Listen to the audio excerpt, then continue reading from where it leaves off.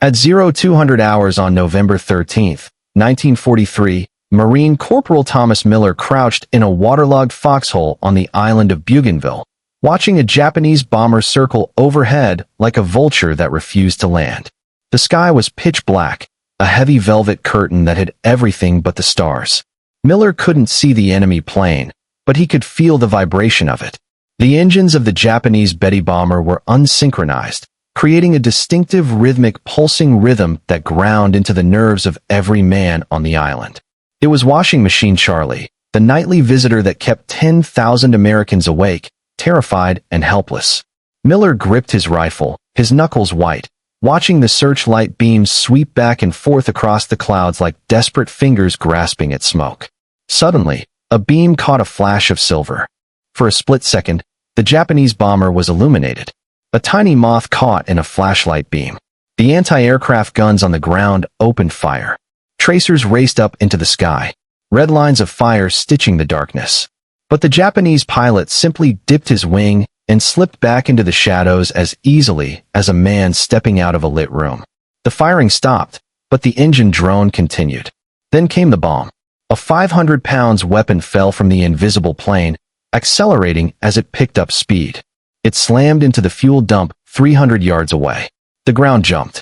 A massive fireball rolled up into the night, turning the darkness into a blinding orange noon. Miller cursed into the mud. It was the same story every single night. The Japanese owned the dark. For the American forces in the Pacific, the night was not a time to rest. It was a time to die. During the day, the sky belonged to the United States. The Corsairs, the Hellcats, and the Lightnings ruled the sun. They were faster, tougher, and flown by pilots who were aggressively hunting the enemy. But as soon as the sun dipped below the horizon, the war flipped. The American fighters were blind. They relied on the Mark I eyeball, human vision. And human vision is useless when you're flying at 300 miles per hour inside a cloud at midnight. The Japanese knew this. They switched their tactics. They stopped fighting fair fights in the daylight and started sending solitary bombers to harass the American airfields at night. They knew the Americans couldn't stop them. The Army Air Forces tried. They sent P-38 Lightnings up to patrol the darkness. It was a suicide mission. The pilots would take off into the ink-black void, straining their eyes until they saw spots. They would crash into mountains they couldn't see. They would fly into the ocean because they lost the horizon. And even if they didn't crash, they couldn't find the enemy. It was like trying to swat a fly in a dark closet with a rolled-up newspaper. You might get lucky once in a million swings, but mostly you just broke the furniture. The morale on the ground was cracking. There is nothing worse for a soldier than feeling helpless. They watched their friends die in their sleep, blown apart by bombs dropped by an enemy who was laughing at them. They needed a weapon that didn't just guess where the enemy was. They needed a weapon that could see in the dark. Then in early 1944, a rumor started spreading through the airfields of the South Pacific. The crates arrived first. Massive wooden boxes that took up half the cargo hold of the transport ships.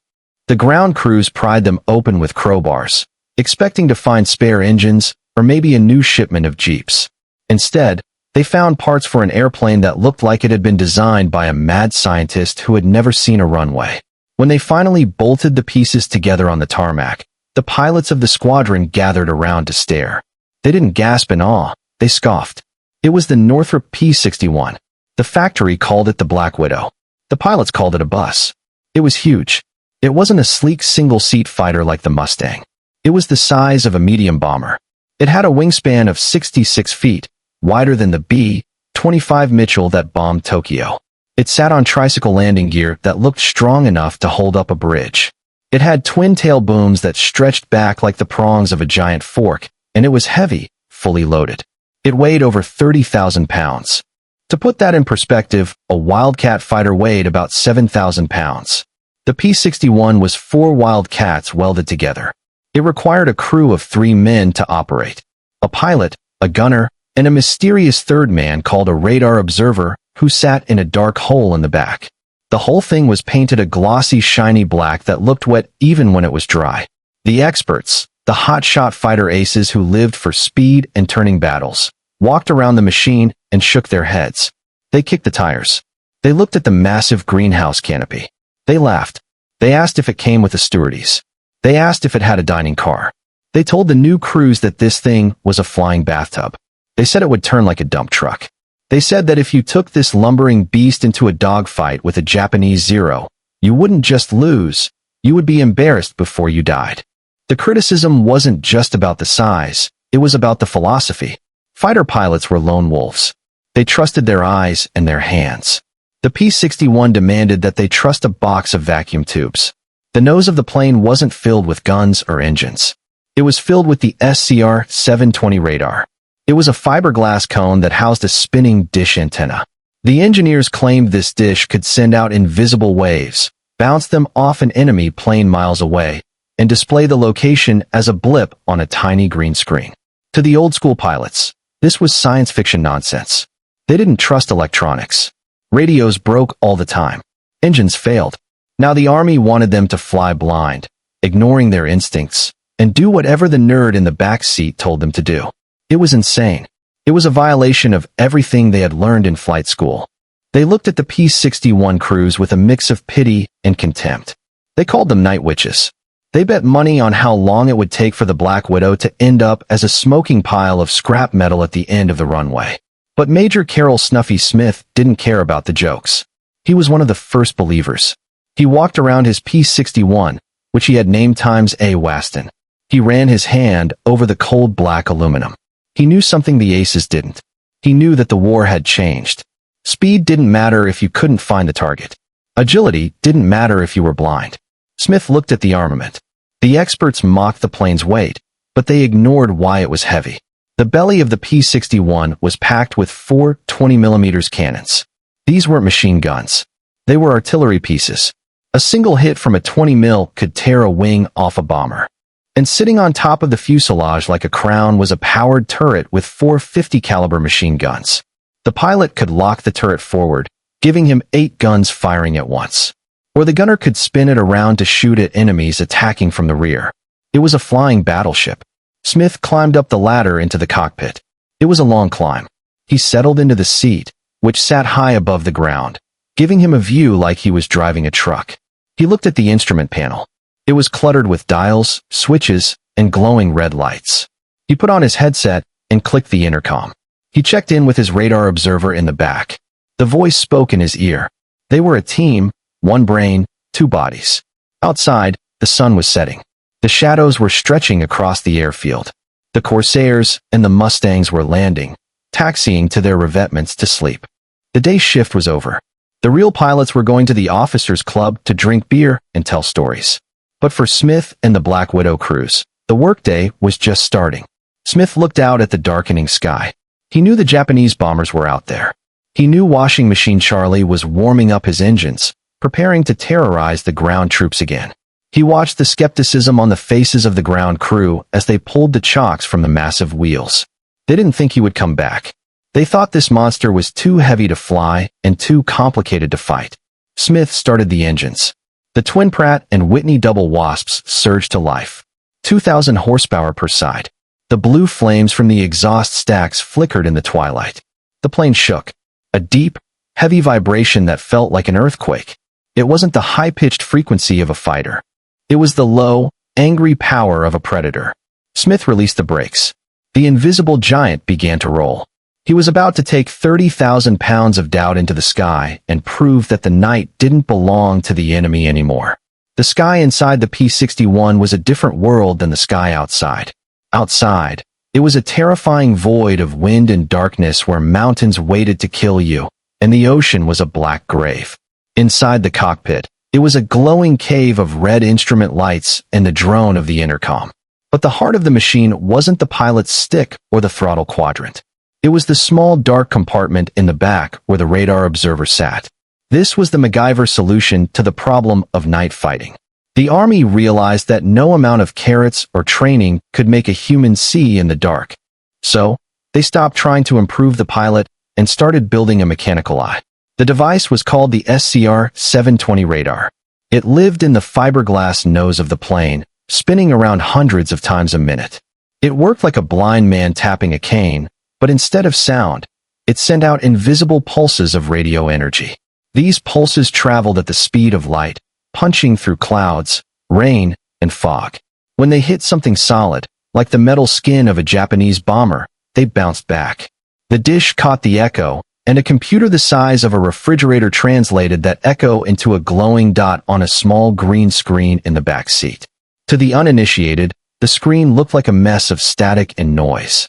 But to a trained radar observer, it was a map of the invisible world. He could see the coastline, the mountains, and most importantly, the enemy. But seeing the blip was only half the battle. The hard part was getting the pilot to trust it. Fighter pilots were used to being masters of their own destiny. They trusted their eyes. Now they were flying 300 miles per hour through pitch-black clouds, unable to see the wing tips of their own plane, while a voice in their ear told them to turn left, climb 500 feet, or slow down. It required a level of trust that went against every survival instinct a pilot had. It was like driving a race car blindfolded while a passenger shouted directions. The training was brutal. Crews had to learn a new language. They practiced ground-controlled intercepts where a radar operator on the ground would guide them close to target, and then the plane's own radar would take over for the final stock. They flew practice missions against American bombers creeping up behind them in the dark until they were close enough to see the exhaust flames. They learned that the radar had a blind spot directly above and below, so they had to approach from the same altitude. They learned that rain clouds created ghosts on the screen that looked like planes. They had to learn the difference between a thunderstorm and a Betty bomber just by looking at the fuzziness of a green dot. But the biggest problem wasn't the radar. It was the paint. When the P-61 first arrived, the Army had painted it matte black. The logic seemed sound. If you want to hide in the dark, you paint yourself the color of the dark. They used a rough flat paint that swallowed light. But in practice, it was a disaster. When a Japanese searchlight hit the matte paint, the rough surface grabbed the light and scattered it. The plane didn't disappear. It glowed. It looked like a white moth caught in a flashlight beam. The invisible plane stood out like a sore thumb. The crews didn't wait for a solution from the factory. They went to the hardware store, or rather the chemical supply depot. They realized that they didn't need the paint to absorb the light. They needed it to deflect the light. They needed the plane to be a mirror, not a sponge. If the surface was perfectly smooth and glossy, the searchlight beam would bounce off it at an angle and disappear into the darkness, leaving the plane unseen. It was counterintuitive. You don't wear shiny clothes to hide, but physics didn't care about intuition. The ground crews got to work. They scrubbed the planes down. They waxed them. They polished the black paint until you could see your face in it. They turned the rough, flat beasts into glossy black phantoms. When they tested it, the results were shocking. A P-61 could fly right through a searchlight beam, and unless the beam hit it at a perfect 90 degrees angle, the plane remained almost invisible. The light just slid off the skin. The flying bathtub had become a stealth fighter. Now equipped with a magic eye and an invisible cloak, Major Carroll Smith and his radar observer, Lieutenant Philip Porter, took Times A, Waston out for its first real hunt. The mission was a night combat air patrol over the American airfields on Saipan.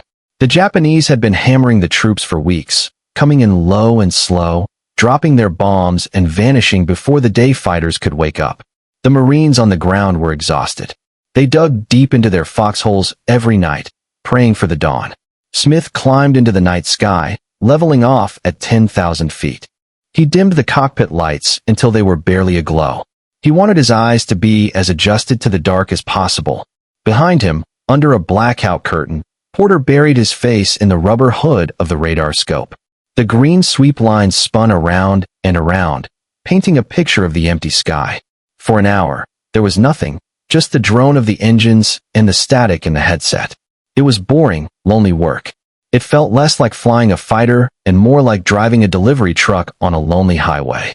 Then the radio came to life. Ground control to Black Widow. Bogey detected. Vector 270. Angels 8. Distance 15 miles. Smith felt the adrenaline hit his system like a shot of caffeine. He banked the massive plane to the west. Contact, Porter said from the back. His voice was calm, flat. Professional. I have a target 12 miles out lower and to the left. Smith couldn't see a thing. The windshield was a black square. He was flying entirely on instruments. I'm blind up here, Phil. Talk me in, he said. Turn left 10 degrees, Porter instructed. He's moving fast, 200 knots. Looks like a Betty. Smith made the correction and pushed the throttles forward. The P-61 surged. This was the moment the experts had laughed at. They said the plane was too heavy. But gravity works for you when you have 4,000 horsepower. The Black Widow ate up the distance. 10M, 8M, 5M. Target is steady, Porter said. We are closing 4M. He doesn't see us. This was the terrifying part of the intercept. The P-61 was closing on the enemy at a speed difference of over 100 miles per hour. If they messed up the timing, they wouldn't shoot the bomber. They would ram it. A mid-air collision in the dark would kill everyone instantly. Smith had to slow down. He dropped the flaps slightly. He eased back on the throttles. He crept up on the target like a cat stalking a mouse. 2 miles, Porter said. 1 mile? Look for exhaust. Smith strained his eyes against the darkness. He looked for the blue flicker of engine exhaust. He looked for a silhouette blocking the stars. Nothing, just the void. He felt a bead of sweat roll down his neck.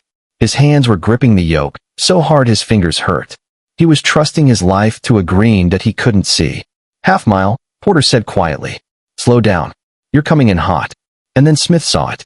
It wasn't a shape at first. It was just a patch of sky where the stars were missing. A black hole moving against the background of the universe. As he got closer, the black hole resolved into a shape.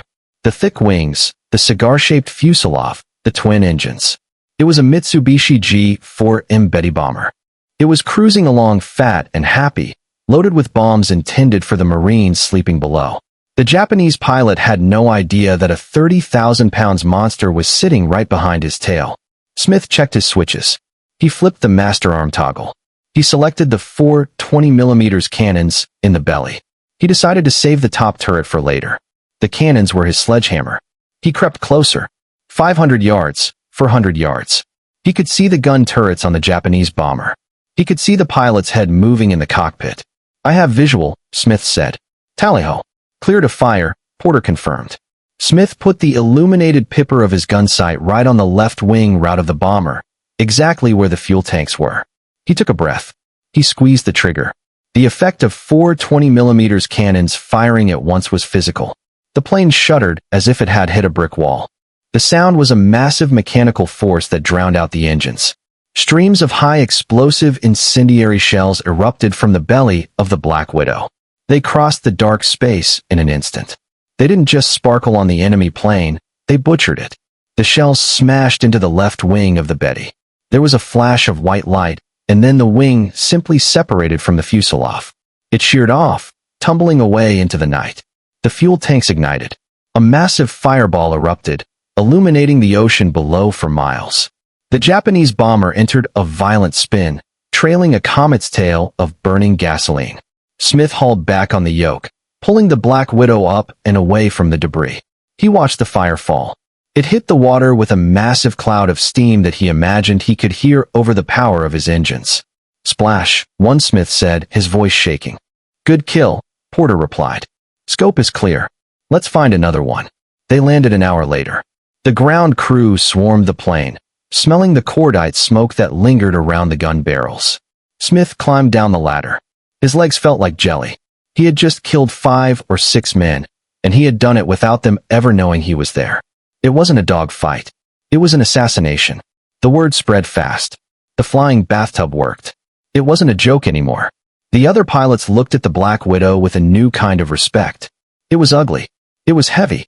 And it was weird, but it was a killer. The Marines on the ground slept a little better that night, knowing that the giant was awake, but the Japanese weren't stupid. They noticed that their bombers weren't coming back. They noticed the wreckage washing up on the beaches. They realized that the Americans had found a way to see in the dark, and the Japanese Empire wasn't going to give up the night without a fight. They had their own aces. They had their own fast planes. And they began to send out something new. Not slow bombers, but hunters. Fast, agile night fighters designed to find the Black Widow and kill it. A week later, Smith and Porter were up again. The radar scope glowed green, but this time the blip wasn't moving slow and straight. It was moving fast, and it was turning. It was coming right at them. Contact, Porter said, and this time there was tension in his voice. Target is closing high speed. He's on an intercept course. Smith gripped the stick. The hunter was about to become the hunted. The invisible giant was going to have to fight for its life. The radar blip on Lieutenant Philip Porter's screen wasn't just a glowing green dot anymore. It was a predator. The Japanese night fighter, likely a Nakajima J-1N Irving, was closing at over 300 miles per hour. This wasn't a clumsy bomber stumbling around in the dark. This was a twin-engine hunter designed specifically to kill American intruders. It was faster than the Black Widow in a straight line, and it was lighter.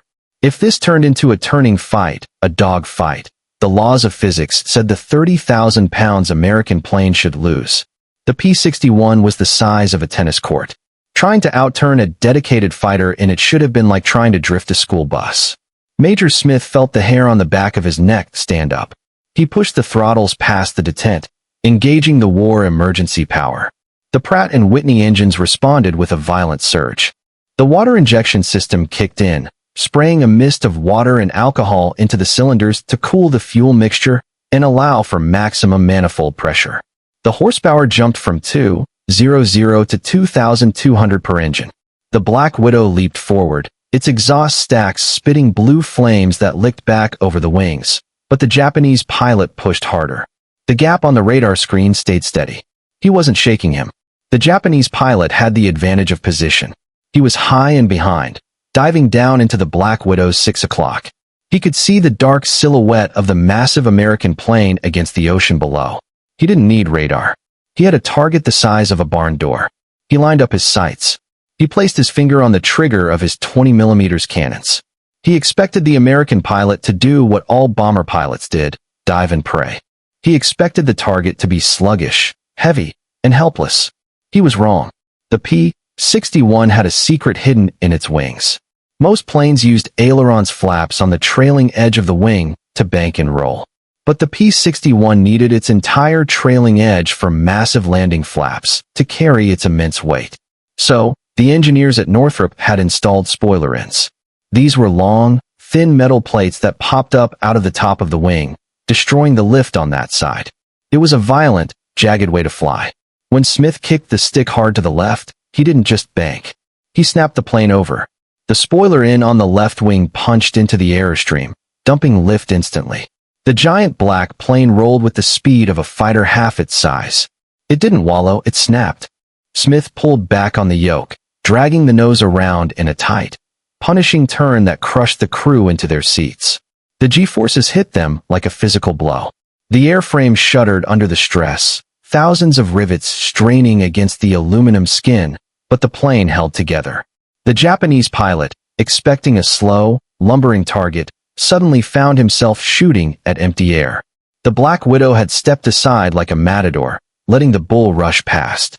The Irving shot past them, its tracers drawing useless lines in the darkness. Now the positions were reversed, but only for a second. The Japanese pilot was good. He pulled up into a vertical climb, using his lighter weight to loop over the top, trying to drop back down on Smith's tail. It was a classic move. He was trading speed for altitude, preparing to hammer the Americans from above. Smith couldn't follow him up. The P-61 was too heavy to win a climbing contest. If he tried to hang on the prop, he would stall and fall out of the sky like a brick. But Smith didn't need to point the nose at the enemy to kill him. He had something the Japanese didn't have. He had a sting in his tail, or rather on his roof. "Gunner, take the turret," Smith shouted over the sound of the engines. In the rear compartment, the gunner unlocked the General Electric turret mounted on top of the fuselage. This was a technological marvel, a dome of steel and glass housing 4 50 caliber machine guns. Usually, it was locked forward so the pilot could use it like a chainsaw, but with the flip of a switch, the control passed to the gunner. He grabbed his sighting handles. The turret rotated with a mechanical grind, turning to face the rear. The Japanese pilot came over the top of his loop, diving back down. He thought he had the American plane dead to rights. He saw the twin-tail booms. He saw the cockpit glass. He started to squeeze his trigger again. He never saw the 4 black barrels swivel toward him. The gunner pressed the firing studs. The turret fired. The sound inside the P-61 was deafening, a percussive force pounding directly into the skull. For streams of 50 caliber armor-piercing incendiary rounds poured backward up into the face of the diving Japanese fighter. It was a wall of light, dense and inescapable. The Japanese pilot flew face first into the storm. The heavy bullets smashed through his canopy. They shredded his engine cowlings. They turned his propeller blades into twisted scrap. The Irving didn't just catch fire, it stopped flying. The kinetic energy of the impact was so massive that pieces of the Japanese plane were ripped off and flung backward. The enemy fighter tumbled past the Black Widow, a burning wreck spinning down toward the water. It hit the ocean a few seconds later, a brief violent impact that was swallowed by the night. "Splash 2, the gunner said. His voice was tight, breathless. Smith leveled the plane. His heart was hammering against his ribs like a trapped bird. He checked the engine gauges. Everything was in the green. The beast was thirsty, drinking fuel at a rate of 200 gallons an hour, but it was alive. They were alone in the dark again. The radar screen was clear, but the night wasn't over. Vector 180, ground control transmitted. We have a convoy of barges moving supplies near the coast. Can you investigate? Smith turned the invisible giant south. This was the versatility of the Black Widow. It wasn't just a fighter. It was an attack platform. They dropped down to 1,000 feet, skimming the tops of the waves. The radar could pick up ships just as easily as it could pick up planes. Porter adjusted the gain on his scope. The coastline of Saipan appeared as a jagged green line. And there, tucked into a cove, were 3 small blips. Japanese barges trying to sneak reinforcements onto the island under the cover of darkness. They thought they were safe. They thought the American planes couldn't see them. Smith lined up the approach. He didn't use the turret this time. He went back to the sledgehammer. The 4 20mm cannons in the belly. He armed the system. The plane vibrated as the hydraulic charging mechanisms slammed the massive shells into the breaches. The barges were running without lights, dark shapes against the dark water. Smith flew purely on Porter's instructions. Target 12 o'clock, 1 mile, half mile. You should see them now. Smith peered through the armored glass. He saw the white wake of the lead barge. It was a small target moving fast. He pushed the nose down, aiming slightly ahead of the wake. He pulled the trigger. The P-61 slowed down in midair from the recoil. The 4 cannons spit fire.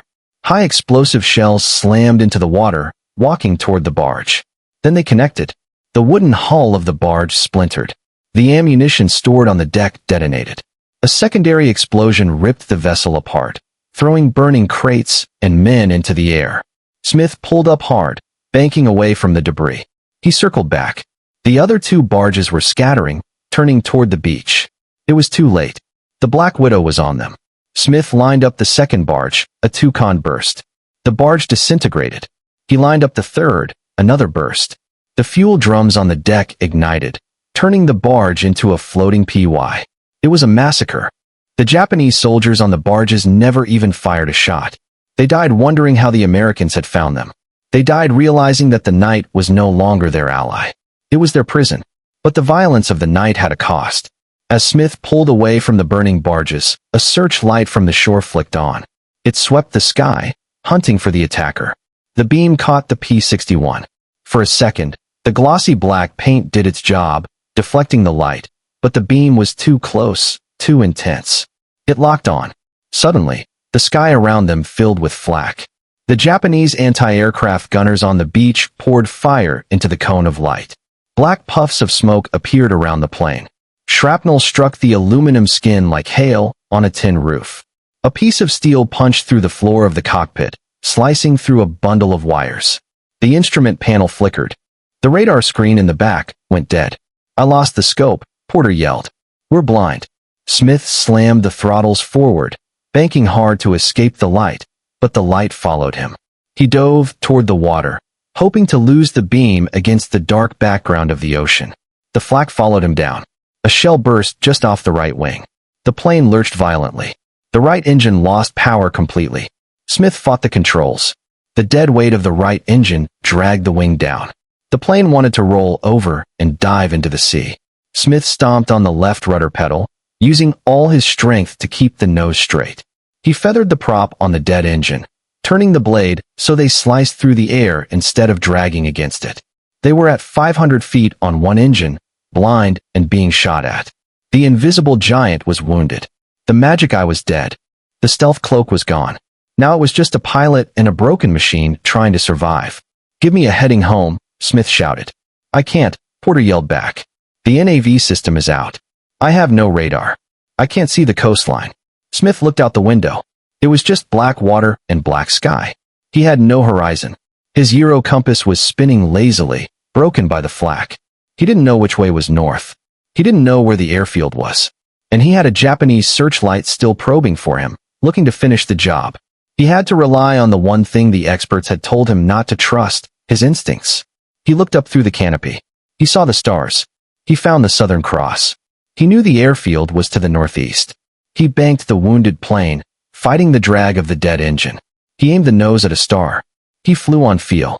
He listened to the sound of the good engine, nursing the throttle, keeping the cylinder head temperatures down.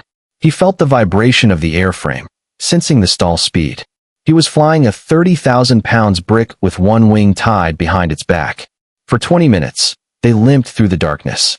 No one spoke. The only sound was the drone of the left engine and the wind passing through the black holes. Then on the horizon, a faint glow appeared. A rotating beacon. The airfield Smith didn't have enough power to circle. He had to land on the first pass. He dropped the landing gear. The hydraulic pump on the right engine was dead, so he had to use the emergency hand pump. He pumped the lever frantically until he felt the heavy impact of the wheels locking into place. He lined up on the runway lights. He was coming in fast, too fast. Without the drag of both props, the plane didn't want to slow down. He couldn't risk using full flaps with one engine out. The asymmetry would flip the plane over. He had to land hot. The runway rushed up to meet them. Smith cut the throttle. The Black Widow slammed onto the coral strip. The rubber burned against the surface. Smith stood on the brakes. The massive plane shuddered, sliding, groaning, eating up the runway. The end of the strip was coming up fast. A cliff dropped off into the ocean. Smith held the brakes until he smelled burning rubber. The plane slowed, it skidded, and finally it stopped. The nose wheel was 5 feet from the edge of the cliff. The prop of the good engine spun down to a halt. Silence rushed back into the cockpit. Smith slumped in his seat. He was soaked in sweat. His hands were shaking so bad, he couldn't unbuckle his harness. He heard the canopy open above him. He heard the ground crew running toward the plane. He looked at the instrument panel, dark and dead. They had gone out as a joke. They had come back as a wreck, but in between they had cleared the sky. The invisible giant had proven that it could bleed, but it could also kill. Major Carroll Smith climbed out of the cockpit of Times A, Waston, his legs feeling heavy and numb like he had just run a marathon in combat boots. He slid down the ladder to the coral tarmac, his boots crunching on the grit. The air on Saipan was hot and humid, smelling of salt spray and the sharp chemical tang of aviation fuel. But tonight, there was another smell mixed in, the smell of burnt metal and shredded aluminum. The ground crew was already swarming the plane, their flashlights dancing over the black skin of the Black Widow. They weren't cheering. They were silent. They were looking at the damage. The right wing looked like it had been chewed on by a steel shark. The Japanese flak shell had punched a hole the size of a manhole cover through the aluminum skin, severing hydraulic lines and turning the inside of the wing into a twisted mess of wires and tubing. Oil from the dead engine coated the fuselage in a thick, slick layer, dripping onto the runway like black blood. The propeller blades on the right side were feathered, standing stark and motionless against the night sky, while the left engine cooled down with the sound of contracting metal. It was a miracle the plane had flown at all. The experts, the single-engine fighter pilots, who had spent weeks making jokes about the flying bathtub, walked out from the operations tent. They didn't say a word. They walked up to the plane and ran their hands over the jagged holes. They looked at the soot stains on the gun ports where the cannons had fired. They looked at the empty shell casings that littered the floor of the cockpit. They realized that while they had been sleeping, this lumbering, ugly giant had gone out into the heart of the storm and taken a beating that would have disintegrated a Mustang or a Corsair. The mockery evaporated instantly. It was replaced by a quiet, reverent nod. The P-61 wasn't a joke anymore. It was a shield. The next morning, the intelligence reports came in confirming what the radar screen had shown before it went dead.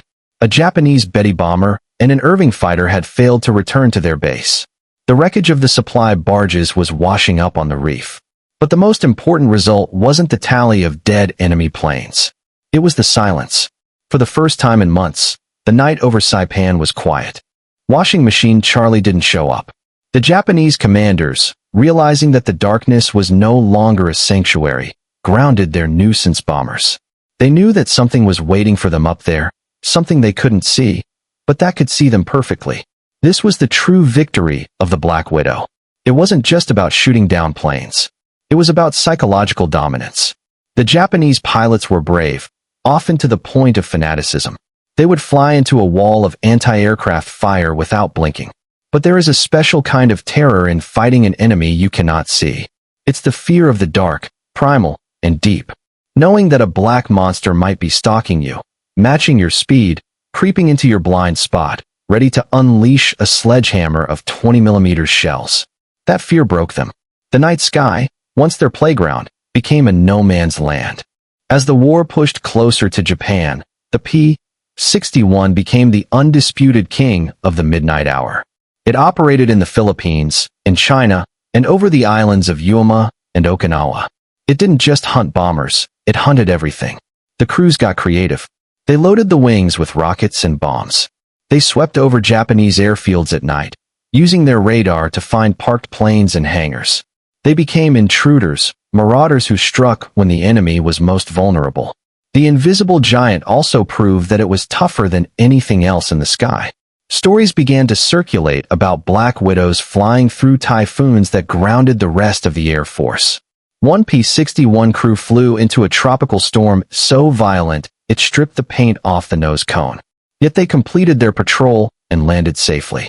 Another crew rammed a Japanese fighter in midair when their guns jammed, slicing the enemy plane in half with their wing and flying home with a piece of the Japanese tail embedded in their leading edge. It was built like a tank, fought like an assassin, and flew like a spaceship. But the legacy of the P-61 goes far beyond World War II. Major Smith and his fellow Night Witches were pioneers of a new kind of warfare. Before the Black Widow, aerial combat was a gladiator match. Two men looking at each other, maneuvering for position. After the Black Widow, combat became a game of electronics. The P-61 proved that information was more lethal than speed. It proved that seeing the enemy first was the only advantage that mattered. The DNA of the Black Widow lives on in every modern fighter jet. When you look at an F-22 Raptor or an F-35, you are looking at the great-grandchildren of the P-61. They rely on radar, sensors, and stealth to kill enemies who never know they are there. The radar observer in the back seat evolved into the weapons systems officer of the F-4 Phantom and the F-14 Tomcat. The glossy black paint job was the ancestor of modern stealth coatings. The P-61 was the missing link between the knights of the air and the digital warriors of the future. However, despite its success, the P-61 suffered a tragic fate after the war. It was a specialized machine, expensive to maintain and difficult to fly. When the jet age arrived with its screaming turbines and supersonic speeds, the big piston engine night fighter became obsolete overnight. The Air Force didn't preserve them. They didn't put them in museums. They parked them in the desert and brought in the bulldozers. It is a heartbreaking image to imagine. Hundreds of these magnificent black beasts, planes that had ruled the Pacific night, lined up in rows. The guillotines dropped, chopping the tails off. The crushers smashed the fuselages. The Magic Eyes, the SCR-720 radars that had been top secret, were ripped out and thrown into scrap piles. The aluminum was melted down to make soda cans and screen doors. The invisible giant didn't disappear into the dark. It disappeared into the smelter. Today, there are only 4 P-61s left in the entire world. Only 4. And none of them are flying. They sit in quiet museums, their glossy black paint collecting dust, their tires flat. Visitors walk past them, often mistaking them for bombers because of their size. They look at the strange fiberglass nose and the twin tails, and they don't realize what they are seeing. They don't see the terror of the Tokyo Express. They don't see the technological marvel that saved thousands of Marines from sleepless nights. They just see an old weird airplane. But for the men who flew them and the men who were protected by them, the Black Widow was never just a machine. It was a presence. It was the feeling of safety in a world gone mad. It was the knowledge that while they slept in the mud, staring up at the terrifying void of the universe, there was a guardian angel circling above. An angel painted black, armed with a sword of fire, watching over them with an unblinking electric eye. Major Carroll Smith survived the war. He went back to a world that was rapidly forgetting the propeller age. He watched as the skies filled with jet trails and guided missiles.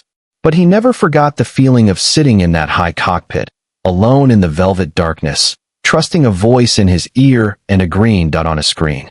He never forgot the vibration of the engines or the smell of the ozone from the radar. He knew that he had been part of something special, a brief moment in history where a flying bathtub became the deadliest thing in the sky. The story of the P-61 is a reminder that innovation often looks ridiculous at first. The experts will always laugh at the new idea. They will call it too heavy, too complicated, too different. But in war and in life, the only thing that matters is what works.